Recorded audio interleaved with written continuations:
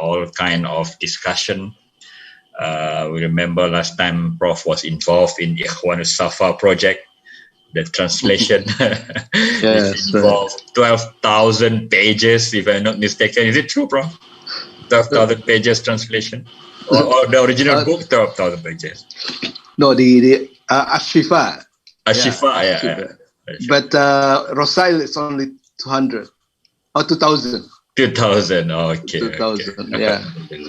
And it's double because the Arabic, we keep the Arabic next to the translation. Oh, okay. So we preserve the original. Yes, right.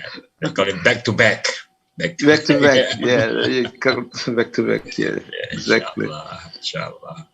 So, okay, Prof, tonight is our final lecture. Doesn't mean that this is the only lecture we have. We are planning to have another series with Prof. Inshallah. Inshallah. So, without further ado, we invite our dear Prof to continue with the class. Okay, Prof. Okay. Thank you, Brother Shahran, for giving me time for discussing our last topic, that's this Islamization of knowledge, together with naturalization and secularization and Islamization of knowledge, chapter 2. Okay, so this is actually a 3 chapter of my book, so I have to summarize it. Okay, Assalamu alaikum wa rahmatullahi wa barakatuh.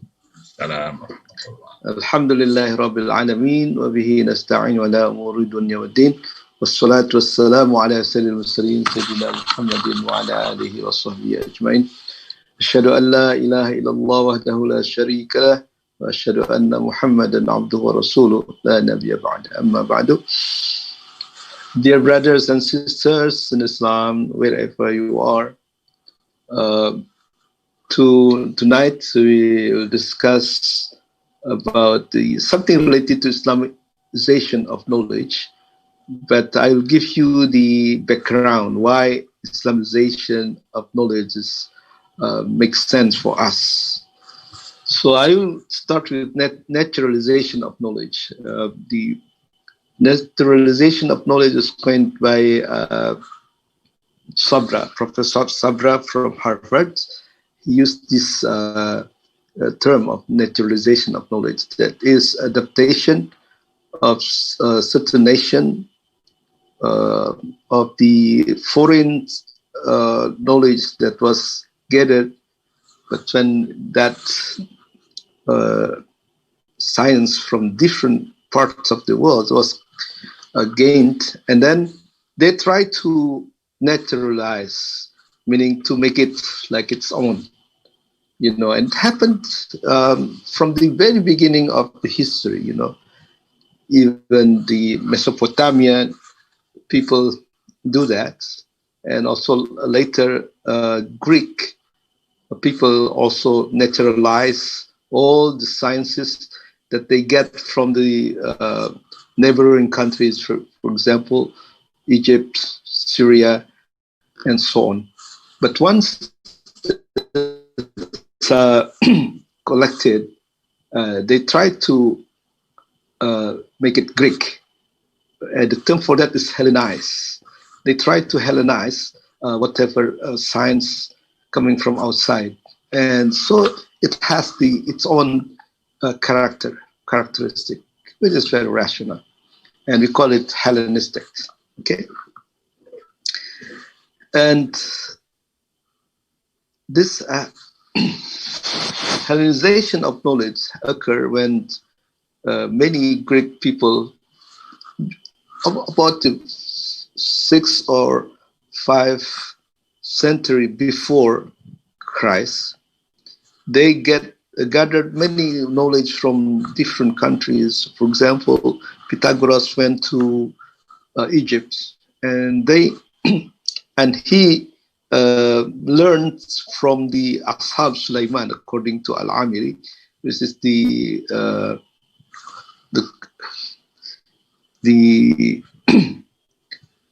friends of the friends of Nabi Sulaiman in Egypt.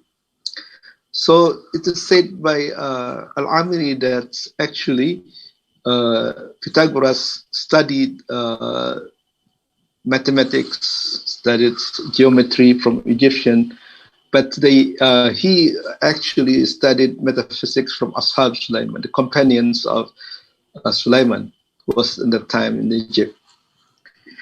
And also it is said that Empedocles was also actually studied with Luqman al-Hakim, was mentioned in the Quran, studied philosophy and the philosophical sciences for about 15 years, But then when he got the knowledge from Luqman al-Hakim, who lived in Syria, he tried to make his own.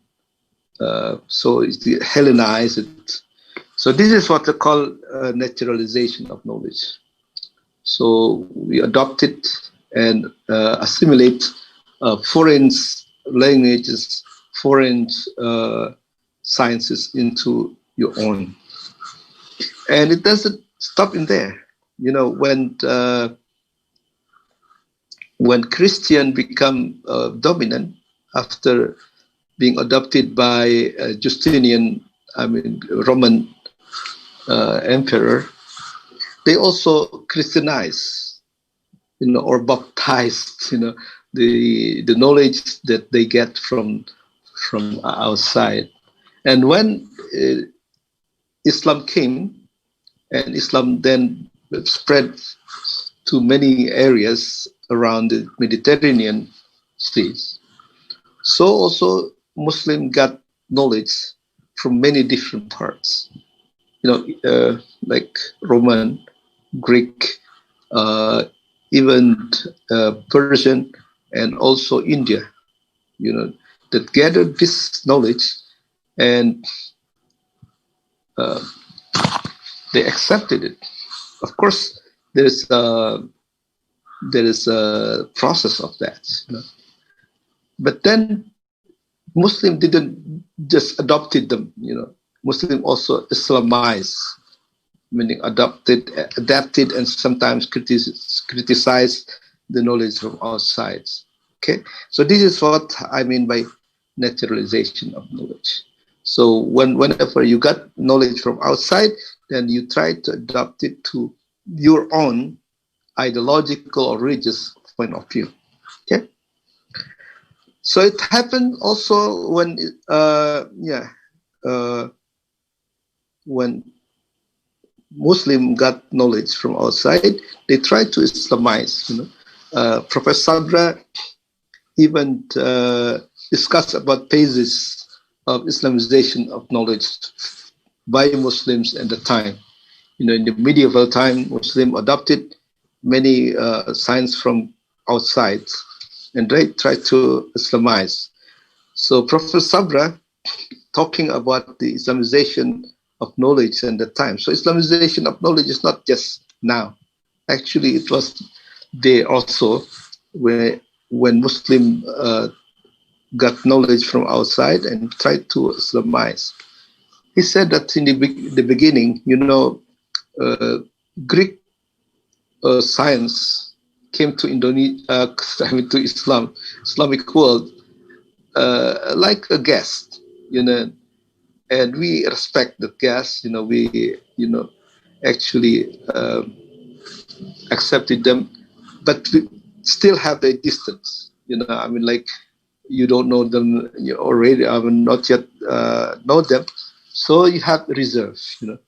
That is the first phase of Islamization of Greek knowledge. Okay, and then there is time when Muslim not only accepted, but they also explore themselves about science, and this is the pace of creativity. People like Al-Farabi, Ibn Sina, Al-Ibn Haytham, Al-Biruni, they are very enthusiastic about developing knowledge.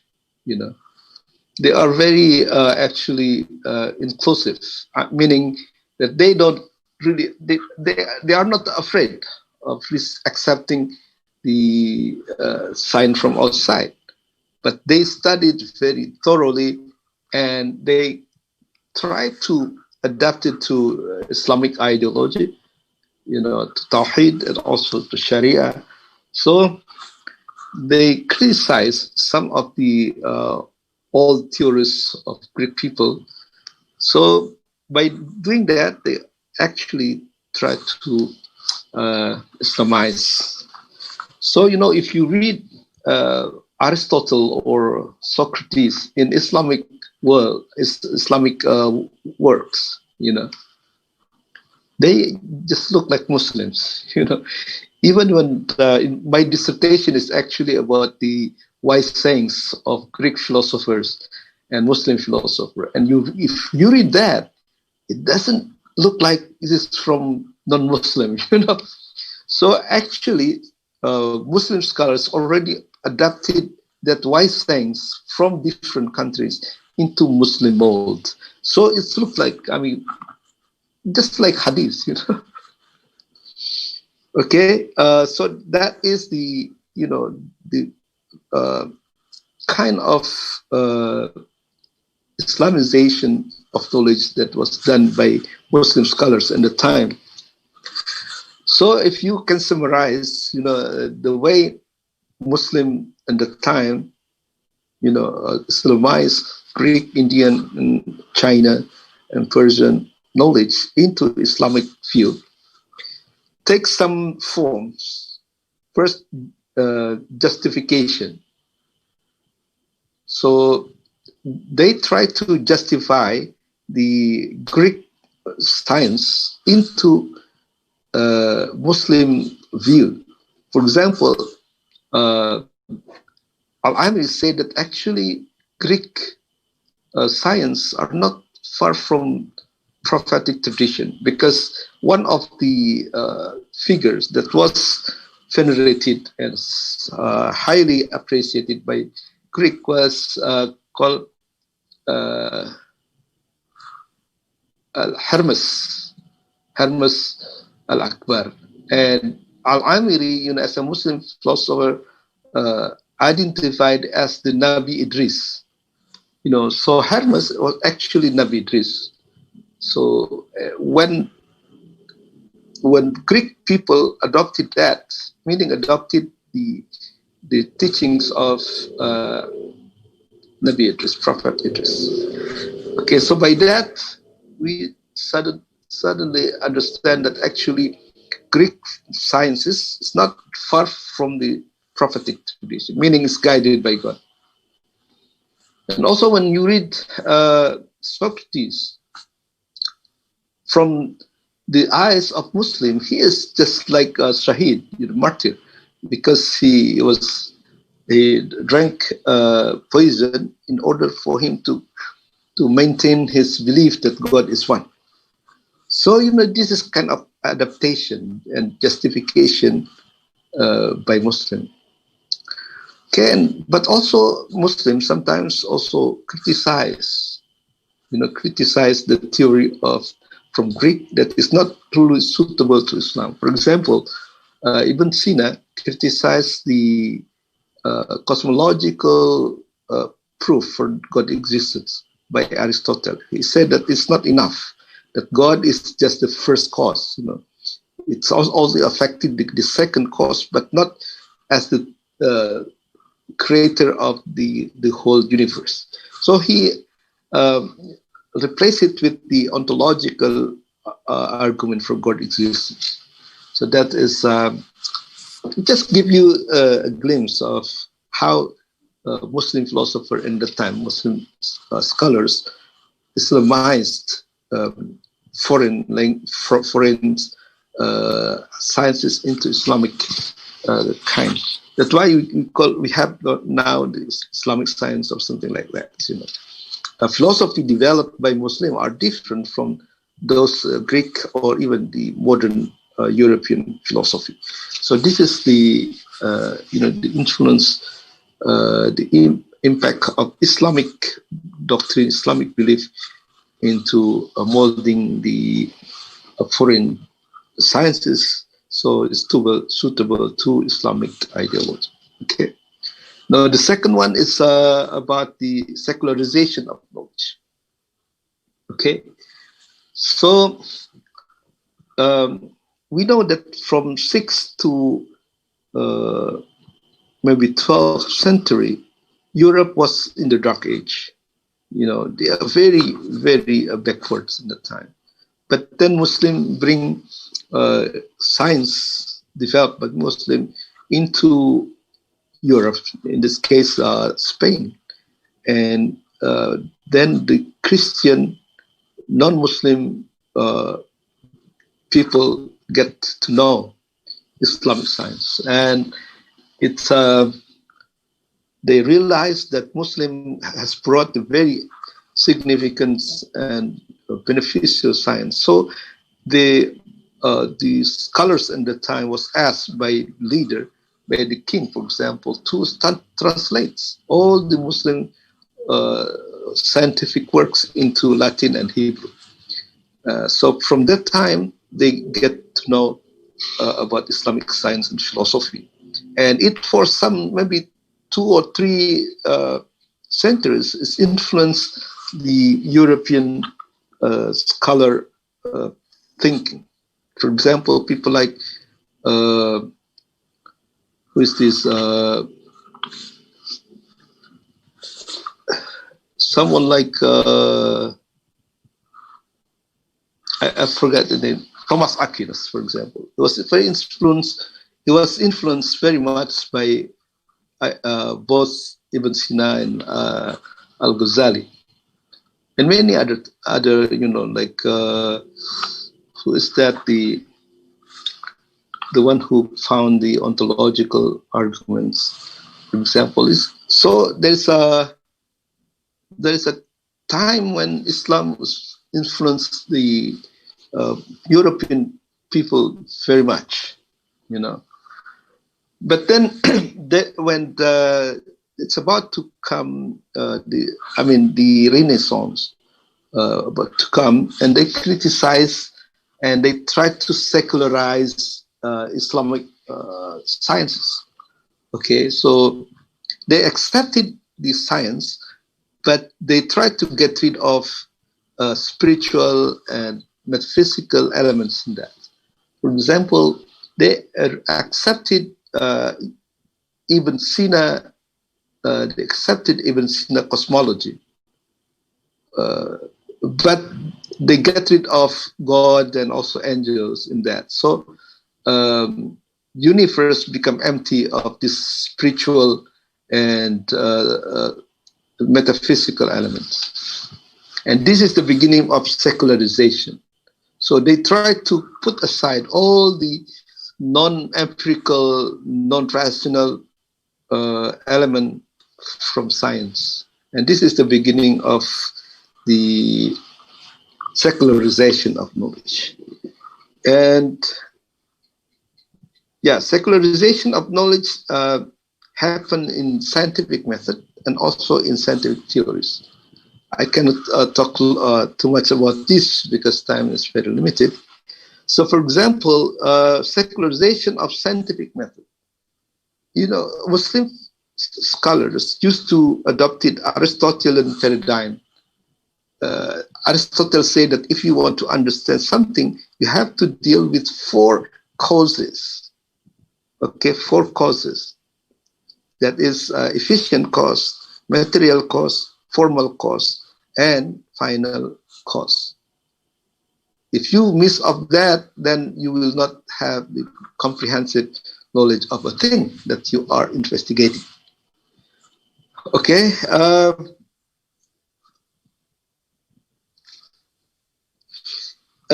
But you know, when it comes to the Western, they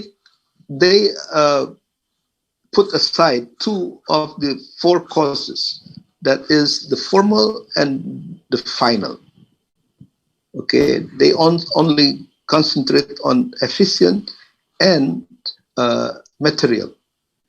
For them, formal causes and final cause, for example, for what the human being was created, it's not it doesn't belong to science. They say this belongs to maybe religion, but not science.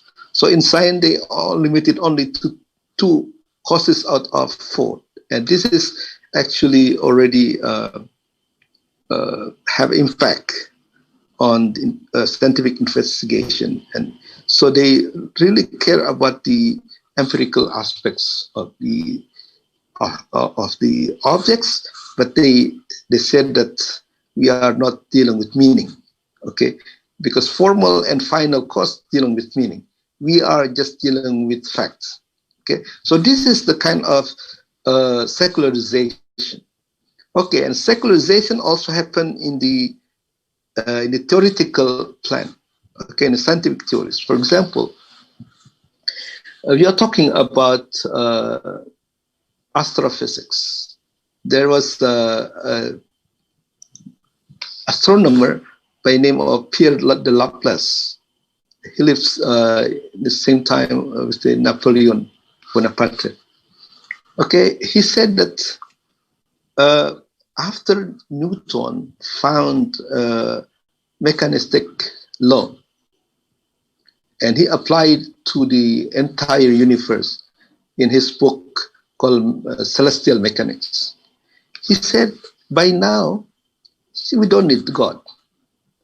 See, we need God because we don't know many things.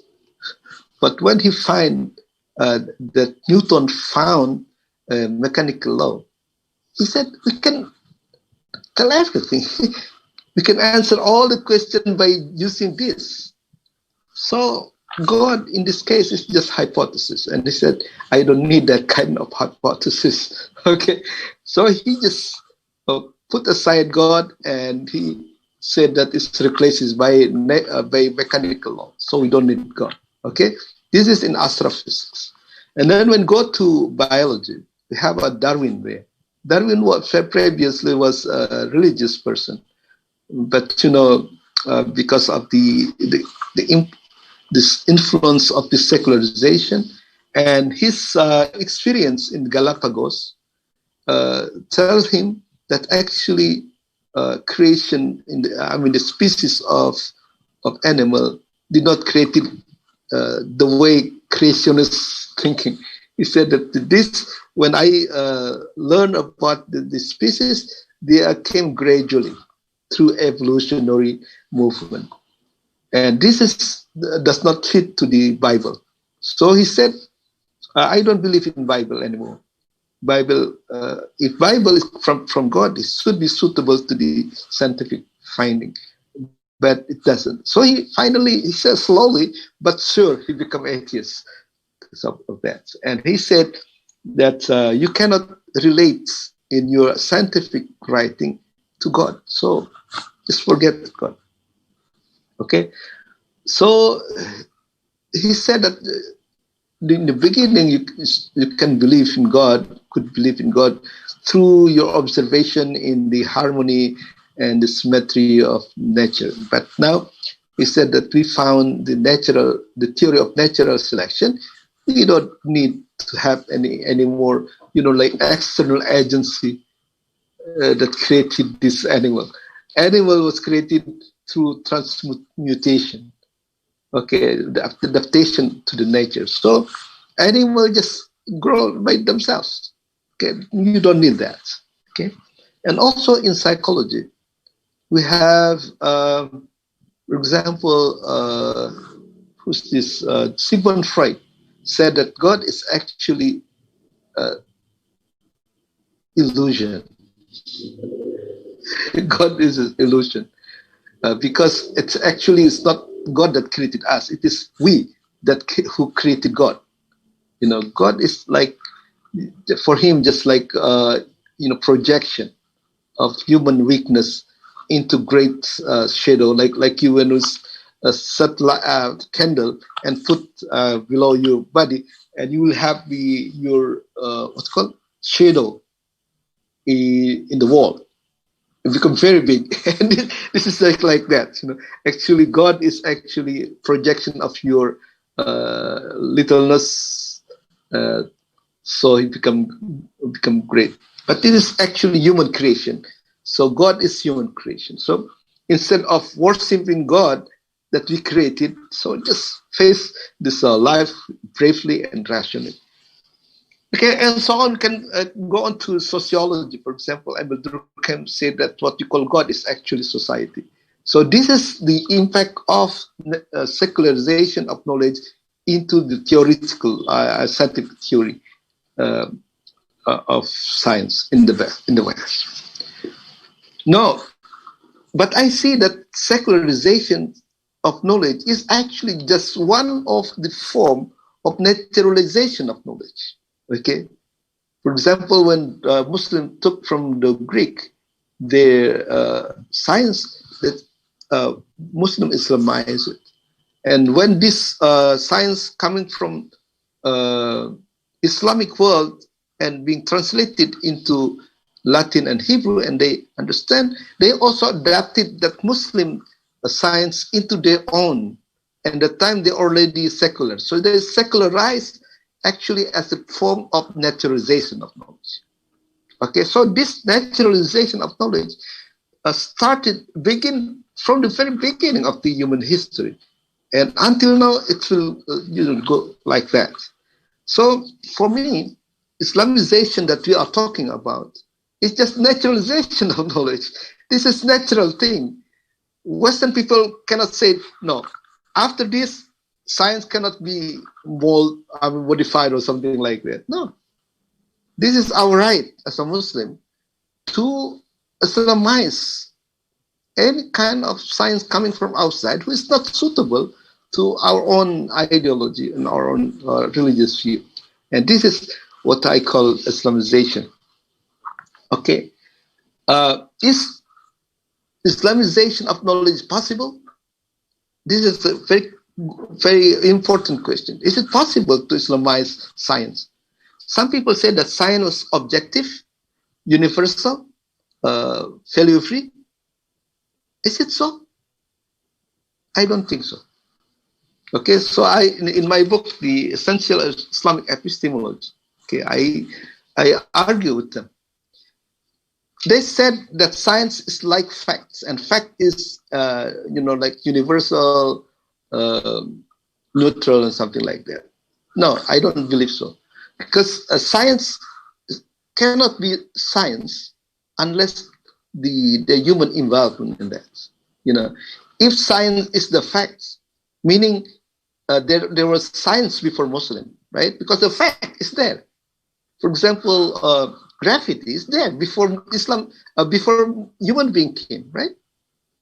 If the fact is a science, meaning that there was science before human being, but it cannot be, right? In order for the fact to be science, it needs human explanation, okay?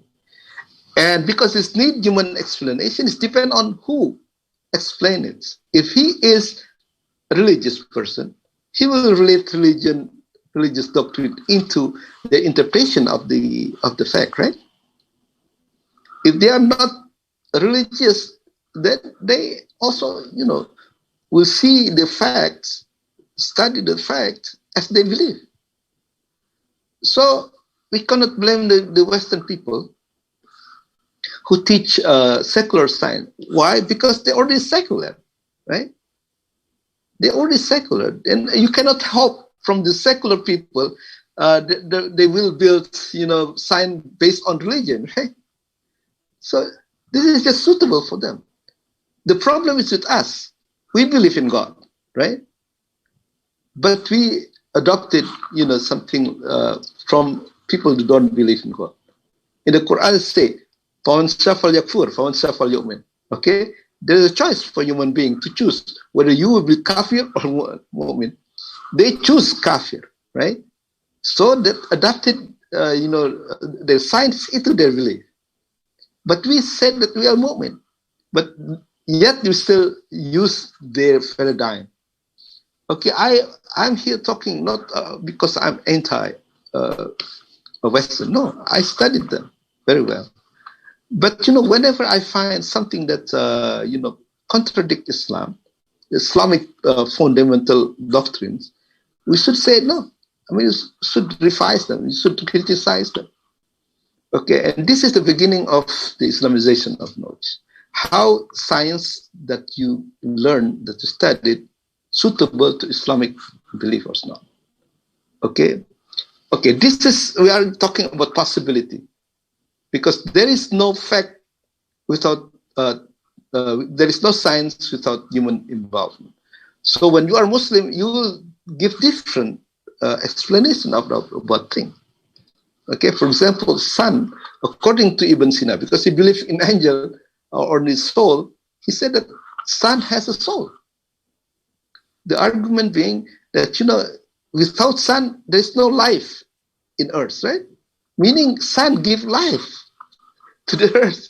If someone or something that gives life, it should be itself a life, meaning has soul, right? This is the explanation of the one who believes in the soul, in the something spiritual. But Newton, he said, this is just the gravity or something like that. Okay. So the possibility of Islamization is there. But the question is whether it is necessary, right? For example, if I estimated myself to be able to climb a coconut tree, right? It doesn't mean that I should, right? It's not necessary for me to climb unless there is something very urgent. For example, who found something, kids, for example, you have to help them because the kid cannot go down. So when you're talking about Islamization of knowledge, is it necessary? I said, no. If modern science does not do harm into Islamic belief system, not necessary. It's not necessary to Islamize it. But the fact is that so many people become disbeliever, unbeliever because of that. Become atheists, right? These scholars that I mentioned, Laplace, Darwin, all religious person in the beginning.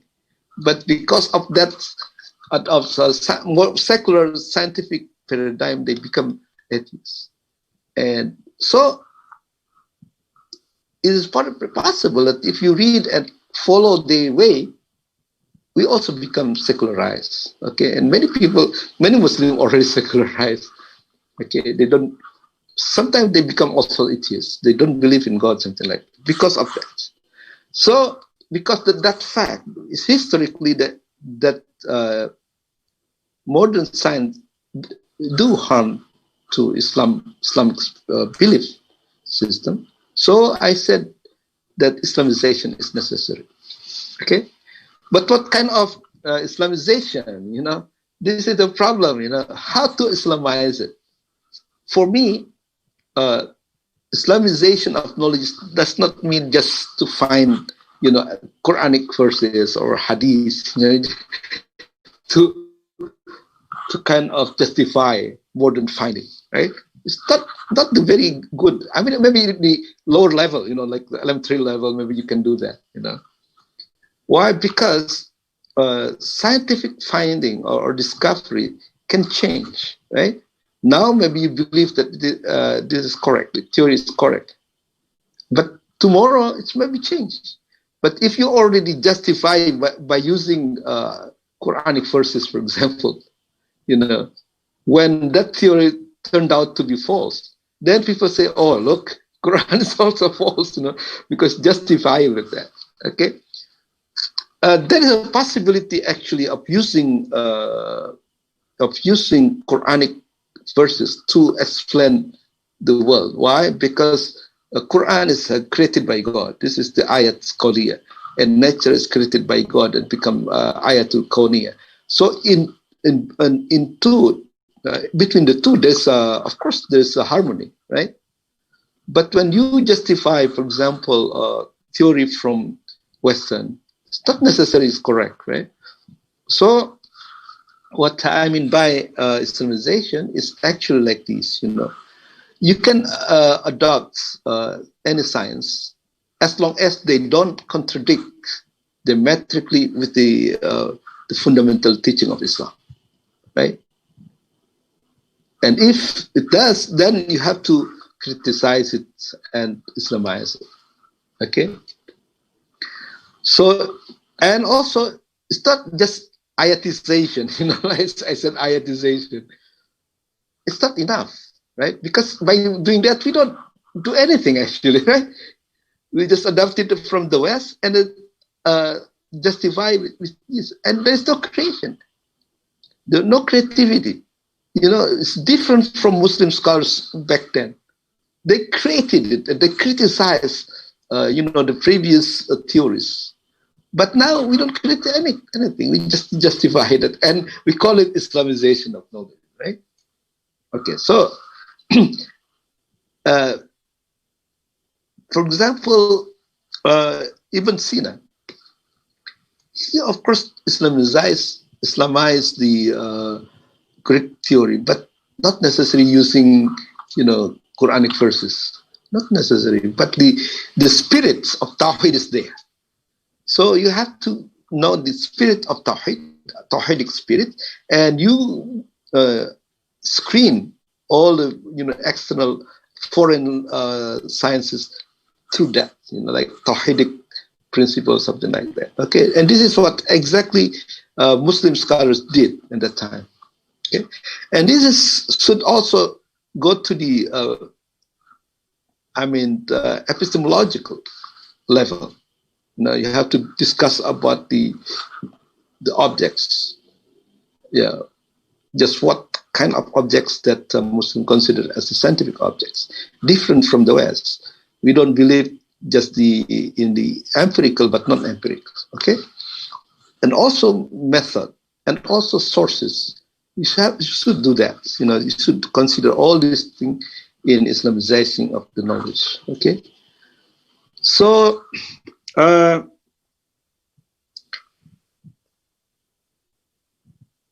So we have also to talk about the sources of knowledge, and also the method. But we already discussed about tajribi, right? Burhani, Irfani, and Bayani. And when you Islamize knowledge from outside, we have to deal with all this. And this is, as you know, we discussed about this before. But just to inform you that actually the theory of gravity is already found by Muslims. In the Rasail Ikhwan Sofa, they talk about the gravity, and he said that this Earth actually round because there's magnets in the core. The core of the Earth is like magnet, and it will attract things from all the directions. So that's why they consider that the Earth is round, globes, or like spheric. Okay, and evolution theory already found in many books like Muskawi, also Ikhwan Sofa, and also Muqaddimah by Ibn Khaldun. That this kind of theory is not newly found by Western scholars. Already found actually by Muslim scholars like Ikhwan Sofa, Muskawi, and Al-Biruni. Al-Biruni already figure out the specific gravity of everything, like gold and something, metal and other things, So Muslims are already found this kind of thing that we thought that is only come from the West. Okay, so I think I'll end up with this, and I will give you some. I don't know if there is still time for us to discuss. Okay, Rosharan.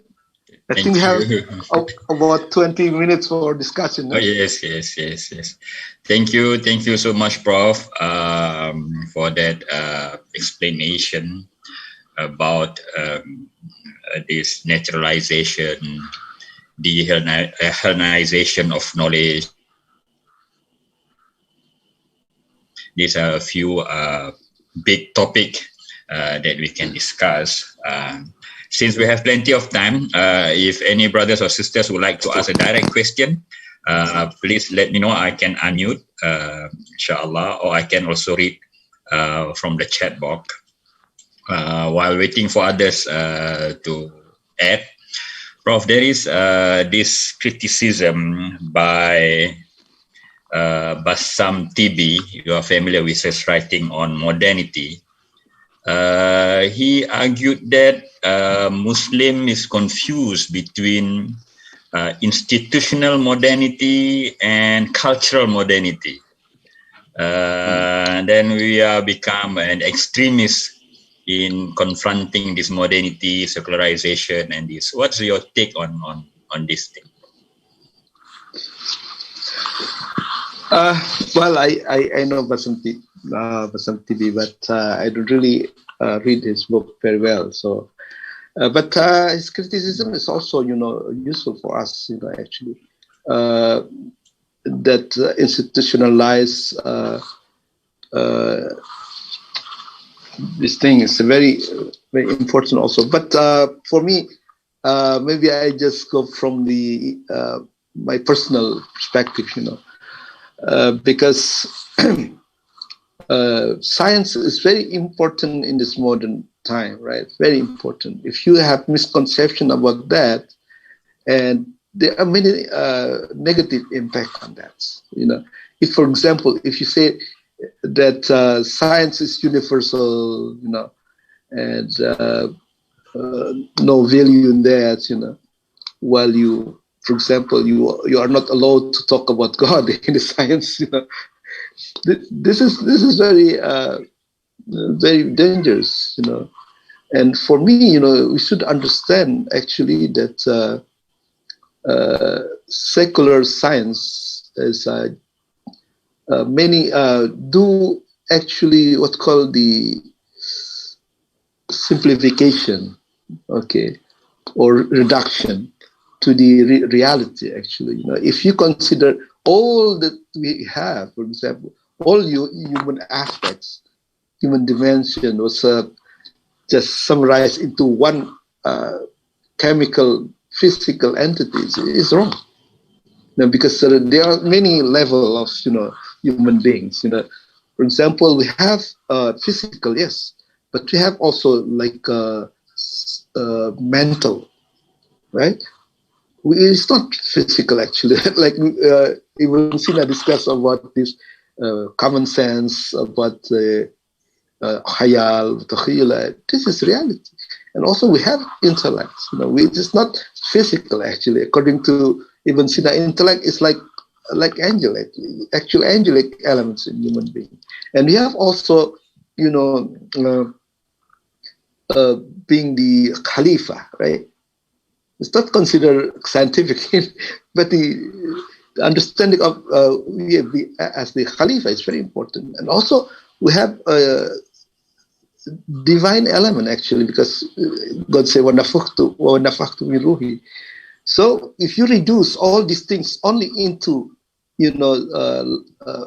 physical, chemical level, this is very, harmful to us, And also our belief to God and our belief to angel too, many things that is not physical is not suitable to only, like positivists or something like, who believe only the sensual things, sensible things, So you have to be careful, Don't make us, sway that they said when you are in science, you have to just deal with the physical objects.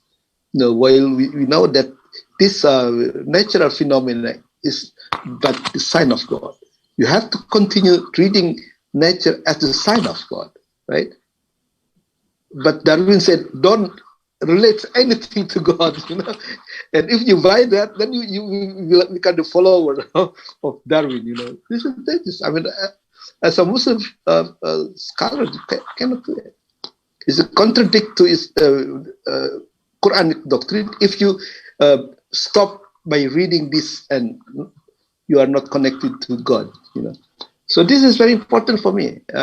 This is what I term Islamization of knowledge. Okay. Okay, Prof. From Brother Nuruddin, is the distinction between natural science, which talk about facts, and social science and humanities, which talk about meaning, is a strategy of secularizing knowledge too? Can you explain your experience in pursuing the Islamization of knowledge in the field of psychology? Okay. Well, actually, the impact of secular view of science, it's affected not only natural sciences, but also social sciences, we call, right? For example, in psychology, psychology is supposed to be talking about soul, right? Psyche, right? But if you look at the modern psychology, they are not talking about soul. They are talking about nerve system, about neuroscience, right? Because don't believe in something non-physical, right? Even when they are talking about human soul, they don't believe it. They concentrate on, for example, behavior. Why behavior? You can see behavior, right? And this behavior related not to the soul, but to the brain system, to nerve system, right? So, for example, who's this? One of the founder of the behaviorists, John Watson, he said that human being, whatever the human acts is responding to external stimuli, right? And this is the response is mechanistic, right? There's no freedom in human behavior. All was determined by, for example, DNA or something like that. So soul does not have any place, in modern psychology. While if you are talking about Islamic psychology, talking about Quran, there's a heart, right? There's called fu'ad, sudur, right? And nafs and ruh and so on. If you follow the Western kind of thing about psychology, you cannot discuss all of this. That's why we as a Muslim should create your own theory. This is epistemology, actually. The Islamic epistemology is so important, so we are allowed to talk about, for example, soul and God when you are talking about psychology, which is forbidden in the West, because it's not empirical, right? So also in sociology, for example, Emil Durkheim said that what we call God is actually society. Why? Because this is actually like Freud was make a projection of your own, but Durkheim actually projected the social values into godlike, with the totem or something like that. Actually, so for example, he said that God's qualification, God quality is to you meet, right? To make people die, to make people live, right? And this is actually social custom, For example, if you got a thief, and society say kill, it's kill, right? But the society said let him alive, and this is like you meet. So this is the projected to God, actually. All this social values was projected into a person called God. But actually God is not, doesn't exist. So you can see the secularization influence psychology, influence biology, influence sociology, and so on.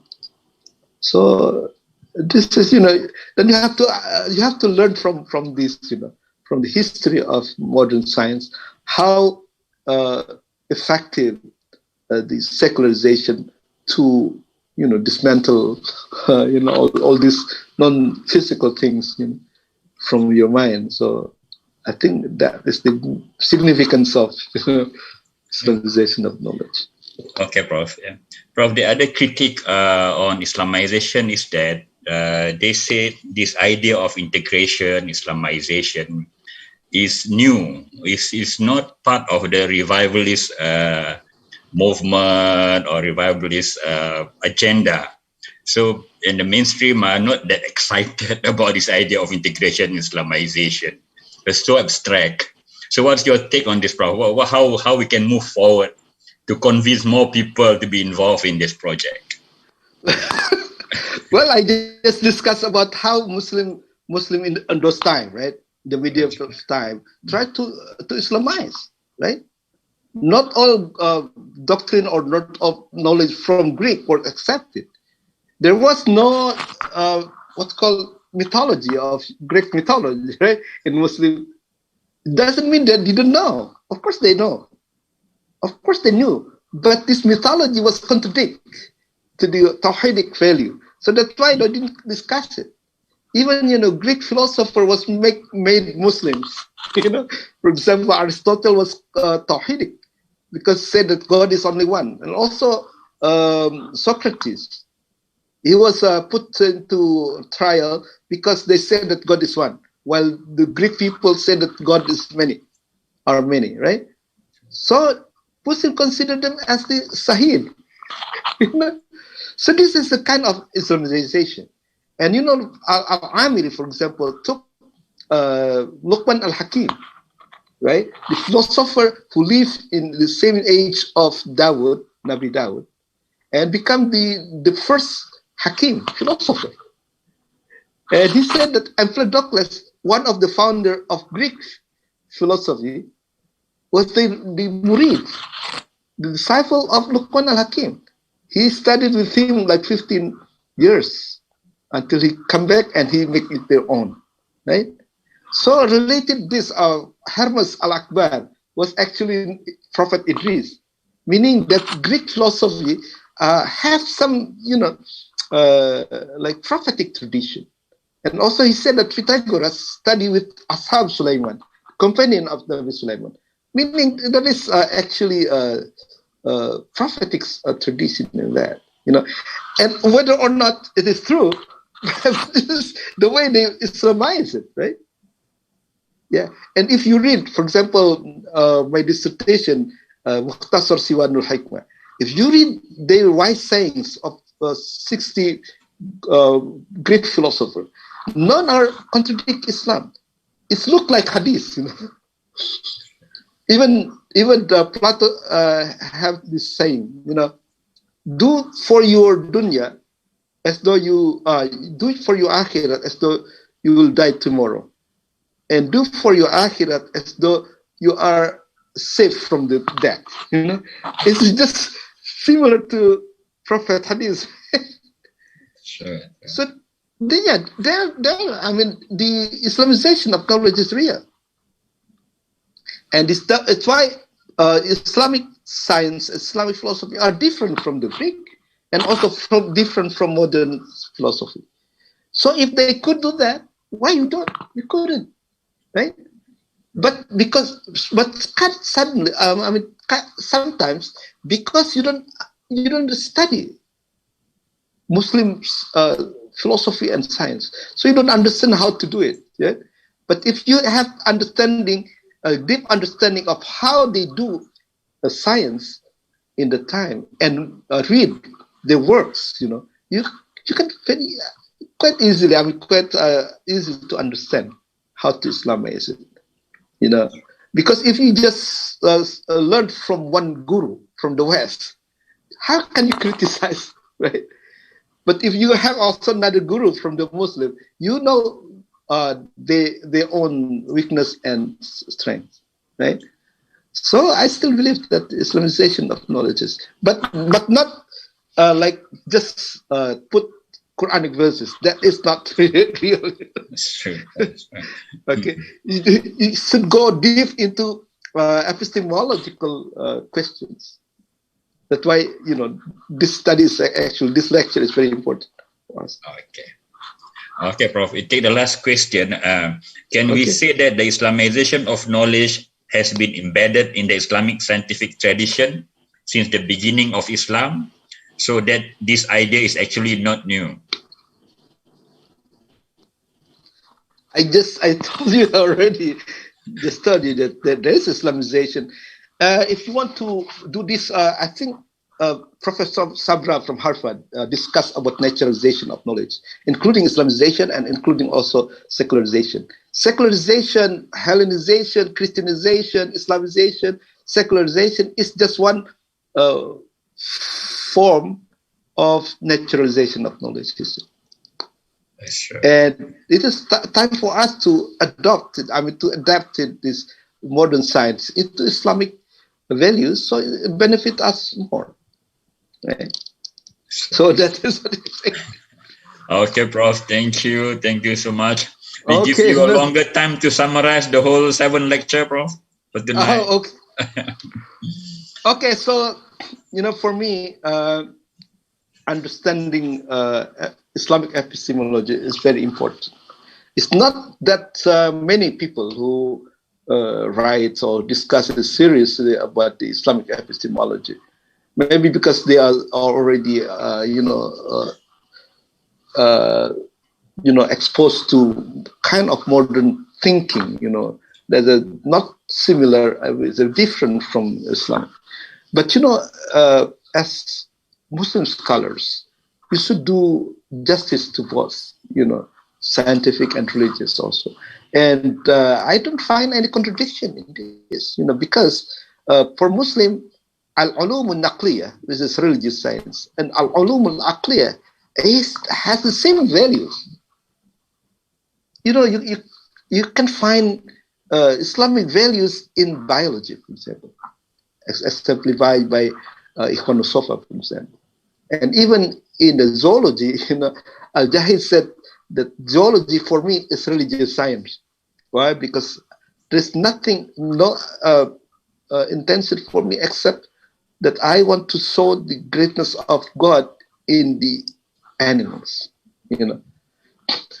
So if you understand that, you understand physiologically and psychologically and spiritually and something like that. And even Adami wrote a book called Hayatul Hayawan Al-Kubra, in which he, when he discussed an animal, he took from the Quran, he took from the Hadith, he took, poetry, and even fiqh aspect of that, like what the hukum of eating these animals. So really, there is no dichotomy like that. Science should be deal only in empirical and no. And we can say that all these are actually scientific. Why? Because every science, every ulum has its own method and material objects, formal objects, something like that. So for me, scientific does not mean only related to the physical sciences, but also to non-physical science. Okay, and it is very important as for us to read scientific philosophical works by Muslim philosophy. It was not simple. In Fatih, Istanbul, there was a million manuscripts of scientific and philosophical work. Millions. It's not, small. If you can explore that, I believe that, it gives you some idea of how to Islamize this secular science. Okay? Okay, that is what I can say, all right? And I apologize for whatever mistake that I have. I did, during this lecture, but I was excited, to see many people from different countries. They give a reaction to that. So, okay, thank you, brother. Thank and you so much. I saw Pak Habib. Pak Habib is there also. Yeah. Okay. We did mention in previous classes, we may organize a one-day postgraduate seminar on specific topic, maybe on Islam and epistemology. And maybe we'll invite you to read all the paper that we select and give a summary. The evening session. So inshallah, we will let the brothers know. So we want to encourage more our young brothers, young sisters to write and to present in our, alhamdulillah, with this COVID, now the cost is almost minimal. I mean, we don't have to give air flight ticket to everyone. Give them a hotel for 3 days, 2 nights to come for a conference. But they still get the credit the same as the actual conference. If you organize it online, So we are thinking that seriously. We may do it based on discipline, or we may do it based on overall Islamization. So we are working on it seriously. Inshallah, we will get Prof involvement. Inshallah, this project. So if we can produce like a 10 papers proceeding, the good one on Islam and epistemology, it'll be a good one. Online. That's right. So if we can do it in other discipline also, we can produce 10 series in a year. It will be great. 100 papers already. Okay. Very good. Thank you so much, Prof. I'll call you. We will discuss about next session. Inshallah. Thank you, everyone. Thank you, Pak Habib. Also, Pak Habib there. Assalamualaikum warahmatullahi taala wabarakatuh. Waalaikumsalam warahmatullahi wabarakatuh.